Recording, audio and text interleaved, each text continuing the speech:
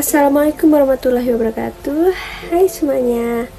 Perkenalkan, nama saya Nur Dewi Oktaviani. Saya berasal dari kelas AKP 2C.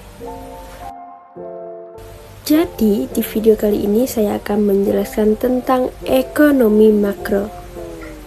Stay tune.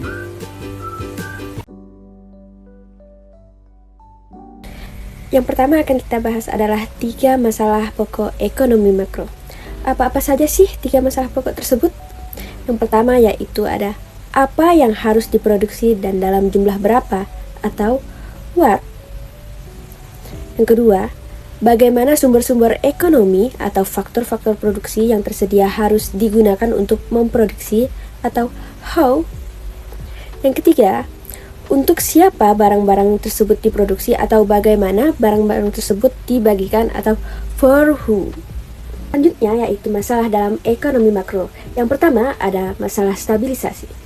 Masalah-masalah jangka pendek seperti inflasi, pengangguran, atau neraca pembayaran. Lalu yang kedua ada masalah pertumbuhan, yaitu masalah jangka panjang seperti pertumbuhan penduduk, kapasitas produksi, dan investasi. Lalu perekonomian nasional. Ada 5 perekonomian nasional, yaitu yang pertama, 1. Pendapatan nasional. Pendapatan nasional adalah jumlah pendapatan yang diterima oleh seluruh rumah tangga keluarga di suatu negara dari penyerahan faktor-faktor produksi dalam satu periode, biasanya yaitu 1 tahun. Pendapatan nasional berfungsi sebagai indikator untuk mengukur laju pembangunan dan tingkat kesejahteraan suatu negara. Selain itu, pendapatan nasional juga mencerminkan arah, tujuan, dan struktur perekonomian suatu negara. Salah satu indikator penting dalam pendapatan nasional adalah produk domestik bruto atau PDB, baik atas dasar harga berlaku maupun harga konstan, yang digunakan untuk mengetahui kondisi ekonomi dalam suatu periode tertentu. Poin-poin inti yaitu adalah pendapatan nasional adalah total pendapatan rumah tangga dalam satu negara dalam satu periode, menjadi indikator pembangun dan kesejahteraan negara, menunjukkan arah, tujuan, dan struktur ekonomi, yaitu PDB, harga berlaku, dan harga konstan adalah indikator penting kondisi ekonomi. Kedua, produksi nasional.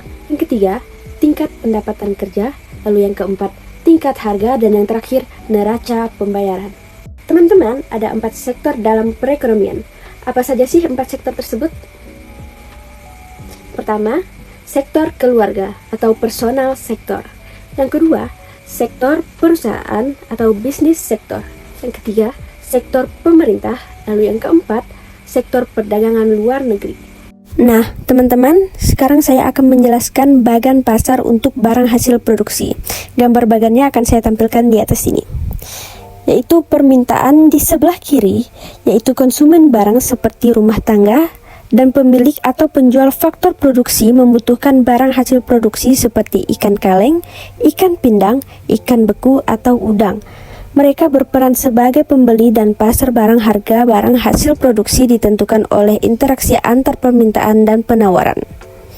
Jadi, bagian penawaran yang di sebelah kanan yaitu produsen barang menawarkan barang produksi ke pasar. Mereka juga bertindak sebagai konsumen faktor produksi karena membutuhkan input produksi seperti tenaga kerja, lahan, dan modal untuk menghasilkan barang. Lalu selanjutnya pasar untuk faktor produksi. Permintaan di sebelah kanan produsen barang membutuhkan faktor produksi seperti tenaga kerja, lahan, dan modal untuk berproduksi. Mereka menjadi pihak yang meminta faktor produksi. Lalu di sebelah kiri yaitu penawaran. Pemilik faktor produksi seperti rumah tangga menawarkan tenaga kerja, lahan, dan modal ke pasar faktor produksi. Adapun faktor produksi seperti upah tenaga kerja dan sewa lahan. Lalu selanjutnya yaitu konsep ekonomi, yaitu what, how, dan for whom. Di tengah bagan terdapat pertanyaan fundamental dalam ekonomi. What, apa yang harus diproduksi? Contohnya ikan kaleng, ikan beku, dan lain-lain. Lalu how, bagaimana cara memproduksinya? Yaitu menggunakan faktor produksi yang tersedia. Dan for whom, untuk siapa barang-barang ini diproduksi? Yaitu konsumen barang. Ada 5 pelaku makro, yaitu yang pertama rumah tangga, produsen, pemerintah, lembaga keuangan, dan negara lain. Rumah tangga yaitu menerima penghasilan dari produsen sebagai upah, dividen, menerima penghasilan dari tabungan, membelanjakan penghasilan di pasar barang, menyisihkan penghasilan untuk ditabung, membayar pajak kepada pemerintah, perlu uang untuk kebutuhan sehari-hari. Produsen, yaitu yang pertama, memproduksi dan menjual barang dan jasa, yang kedua, menyewa faktor-faktor produksi, yang ketiga, membutuhkan kredit usaha, yang keempat, memerlukan tenaga kerja. Pemerintah, yaitu menarik pajak, memberikan subsidi, membeli barang-barang, meminjam uang dari luar negeri, dan menjual surat-surat berharga. Lembaga keuangan, yaitu menerima simpanan tabungan atau deposito dari RT, menyediakan kredit, dan menyediakan uang.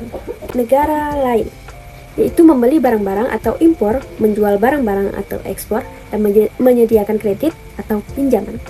4 pasar. Yang pertama yaitu pasar barang. Tempat jual beli barang dan jasa, contoh pasar tradisional, supermarket, dan toko online.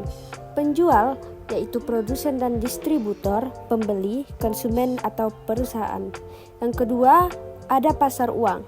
Tempat transaksi instrumen keuangan jangka pendek atau kurang dari 1 tahun, contoh bank, bursa efek, lembaga keuangan. Tujuan pasar uang yaitu memenuhi kebutuhan dana cepat bagi individu atau perusahaan. Contoh instrumen yaitu sertifikat deposito, surat uang jangka pendek. Yang ketiga, pasar tenaga kerja. Tempat pertemuan antara pencari kerja dan pemberi kerja. Contoh perusahaan, agen tenaga kerja, dan situs lowongan kerja. Perusahaan mencari tenaga kerja sesuai kebutuhan. Pekerjaan menawarkan keterampilan dan tenaga. Yang keempat yaitu pasar luar negeri. Tempat transaksi ekspor dan impor barang atau jasa antara negara. Contoh perdagangan internasional dan marketplace global. Negara menjual barang ke luar negeri atau ekspor dan membeli barang dari luar negeri atau impor. Keempat pasar ini saling berhubungan dengan mendukung kegiatan ekonomi. Pendapatan nasional adalah jumlah pendapatan yang diterima oleh seluruh rumah tangga keluarga di suatu negara dari penyerahan faktor-faktor produksi dalam satu periode, biasanya yaitu 1 tahun. Pendapatan nasional berfungsi sebagai indikator untuk mengukur laju pembangunan dan tingkat kesejahteraan suatu negara. Selain itu, pendapatan nasional juga mencerminkan arah, tujuan, dan struktur perekonomian suatu negara. Salah satu indikator penting dalam pendapatan nasional adalah produk domestik bruto atau PDB, baik atas dasar harga berlaku maupun harga konstan, yang digunakan untuk mengetahui kondisi ekonomi dalam suatu periode tertentu. Poin-poin inti yaitu adalah pendapatan nasional adalah total pendapatan rumah tangga dalam suatu negara dalam satu periode, menjadi indikator pembangun dan kesejahteraan negara, menunjukkan arah, tujuan, dan struktur ekonomi, yaitu PDB, harga berlaku, dan harga konstan adalah indikator penting kondisi ekonomi. Nah, teman-teman, ada 3 macam pendekatan, yaitu yang pertama pendekatan produksi atau product approach, yang kedua pendekatan pendapatan atau income approach, yang ketiga pendekatan pengeluaran atau expenditure approach. Yang pertama yaitu pendekatan produksi atau product approach, yaitu menghitung pendapatan nasional berdasarkan nilai total barang dan jasa yang dihasilkan dalam suatu negara dalam periode tertentu. Sekarang saya akan menjelaskan bagian pendekatan pendapatan. Pendekatan pendapatan adalah metode perhitungan produk domestik bruto atau PDB berdasarkan jumlah balas jasa yang diterima oleh faktor-faktor produksi dalam suatu negara selama periode tertentu, biasanya 1 tahun. Balas jasa tersebut mencakup upah dan gaji, sewa tanah, bunga modal, serta keuntungan sebelum dikurangi pajak penghasilan dan pajak langsung lainnya. Selain itu, dalam pendekatan ini, PDB juga mencakup penyusutan serta pajak tidak langsung neto, yaitu pajak tidak langsung yang telah dikurangi dengan subsidi. Pendekatan pendapatan dalam perhitungan PDB, yaitu yang pertama balas jasa faktor produksi, yaitu menghitung total pendapatan yang diterima oleh faktor-faktor produksi, yaitu upah dan gaji atau tenaga kerja, sewa tanah atau pemilik lahan, bunga modal atau pemilik modal, keuntungan usaha atau pengusaha dan investor.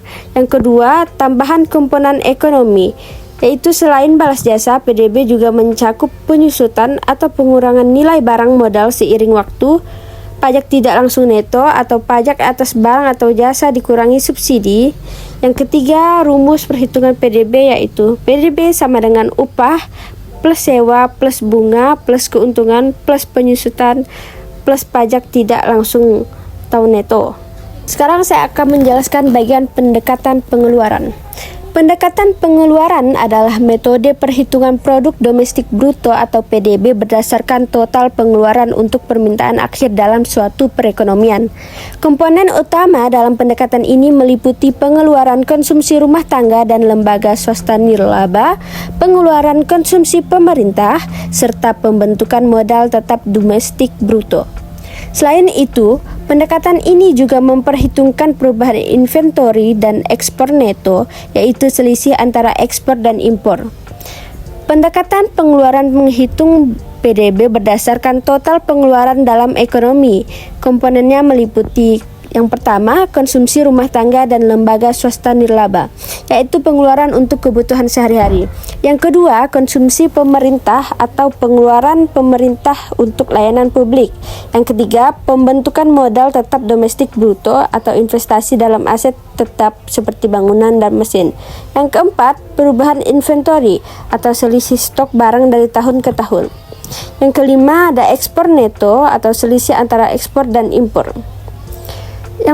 Lalu yang pertama, sektor rumah tangga consumption expenditure yaitu C. Yang kedua, sektor perusahaan swasta atau investment atau I. Yang ketiga, sektor pemerintah atau government expenditure atau G. Yang keempat, sektor perdagangan luar negeri ekspor neto atau M. Rumusnya yaitu Y sama dengan C ditambah I ditambah G ditambah buka kurung E kurang M tutup kurung. Baiklah teman-teman, sekarang saya akan menjelaskan bagian pendekatan. Bagian pendekatan ini dibagi menjadi 9 sektor, yaitu yang pertama pertanian, peternakan, kehutanan, dan perikanan. Sektor ini mencakup produksi hasil pertanian yaitu padi, jagung, sayuran, dan lain-lain, peternakan, sapi, ayam, kambing, kehutanan, penebangan kayu, konservasi, dan lain-lain, serta perikanan, penangkapan ikan di laut maupun budidaya perikanan. Lalu yang kedua, pertambangan dan penggalian meliputi eksplorasi dan ekstraksi sumber daya alam seperti batu bara, minyak bumi, gas alam, emas, timah, dan bahan galian lainnya. Yang ketiga, industri pengolahan. Sektor yang mengubah bahan mentah menjadi barang setengah jadi atau barang jadi seperti industri makanan dan minuman, tekstil, otomotif, elektronik, dan produk kimia. Yang keempat, listrik, gas, dan air bersih mencakup penyediaan energi listrik, distribusi gas untuk kebutuhan industri dan rumah tangga, serta pengolahan dan distribusi air bersih. Yang kelima, konstruksi. Sektor ini melibatkan pembangunan infrastruktur seperti gedung, jalan, jembatan, perumahan, dan proyek konstruksi lainnya. Yang keenam, ada perdagangan, hotel, dan restoran berkaitan dengan aktivitas jual beli barang dan jasa, retail dan grosir, serta layanan di sektor pariwisata seperti hotel dan restoran. Yang ketujuh, ada pengangkutan dan komunikasi meliputi transportasi darat, laut, udara, serta jasa komunikasi seperti telekomunikasi, internet, dan penyiaran media massa. Yang kedelapan, ada keuangan, real estate, dan jasa perusahaan, termasuk layanan perbankan, asuransi, leasing, serta aktivitas real estate seperti jual beli dan penyewaan properti. Yang kesembilan, yaitu jasa-jasa termasuk jasa pelayanan pemerintah. Mencakup sektor jasa lainnya seperti pendidikan, kesehatan, administrasi, pemerintahan, dan layanan profesional seperti hukum dan konsultasi. Setiap sektor-sektor ini menyumbang nilai tambah terhadap PDB yang kemudian digunakan untuk mengukur pertumbuhan ekonomi suatu negara. Lalu selanjutnya yaitu indikator ekonomi turunan PDB. Yang pertama yaitu produk nasional bruto. PDB ditambah dengan pendapatan neto dari luar negeri. Yang kedua, produk nasional neto atas dasar harga pasar, yaitu PDB dikurangi dengan seluruh penyusutan dan barang-barang modal tetap yang digunakan dalam proses produksi selama setahun. Yang ketiga, produk nasional neto atau dasar biaya faktor produksi, yaitu produk nasional neto atas dasar harga pasar dikurangi dengan pajak tidak langsung neto. Yang keempat, angka per kapita, yaitu ukuran-ukuran indikator ekonomi sebagaimana diuraikan di atas dibagi dengan jumlah penduduk pertengahan tahun. Ada juga manfaat perhitungan perlindungan nasional, yaitu yang pertama mengetahui struktur ekonomi, yang kedua mengetahui perkembangan ekonomi, yang ketiga membandingkan perekonomian antar wilayah, negara atau daerah, dan yang terakhir dasar pengambilan kebijakan. Tujuan kebijakan ekonomi makro. Yang pertama yaitu tingkat pendapatan nasional real yang tinggi, terjadi pertambahan barang dan jasa yang dihasilkan oleh suatu perekonomian.